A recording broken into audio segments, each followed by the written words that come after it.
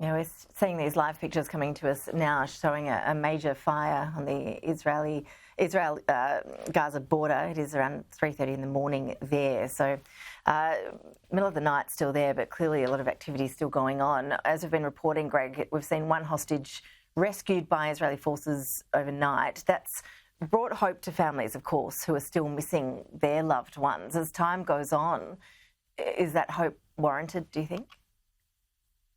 I think it is for several reasons, Ash. One is that the IDF is absolutely prioritising rescuing those hostages. Perhaps 230 were taken. We don't know how many have died so far, but presumably most of them are still alive. But the other reason for hope is that Hamas took them as hostage to use them as leverage, as human shields, but also to trade. So at some point, this is the hope, and it's by no means certain, Hamas decides that it wants to make some sort of deal which involves releasing those hostages. They've already talked loosely of a exchange everyone for everyone. There were many prisoners they want released, and they would ask for safe passage for their leaders. It's hard to imagine Israel giving safe passage for the Hamas leadership, but some sort of deal is still possible.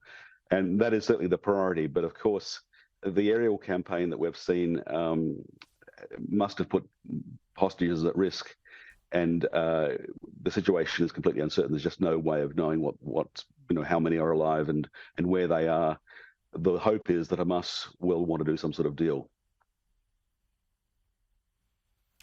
Yes, we will be watching closely. It is an intense situation and clearly not going to be over very quickly, as we know. Greg Barton, really appreciate your analysis. As always, joining us live today from Jakarta. Thank you. Thank you, Ash.